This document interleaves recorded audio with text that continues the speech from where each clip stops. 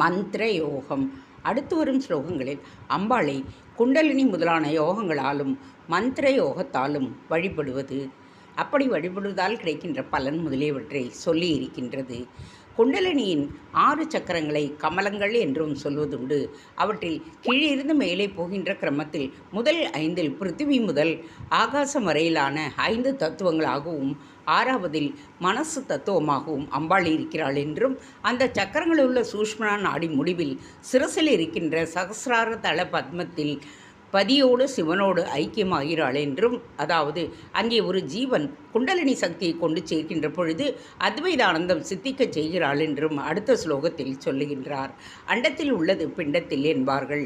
அப்படி பிரபஞ்சமாக அம்பாள் விரிந்திருக்கும் பொழுது, முறையாக யோகம் செய்யும் பொழுதும் மகா மனசு சகசிரல பத்மத்தில் உள்ள பிரம்மஸ்வரூபத்தில் ஐக்கியமாகிவிடும்.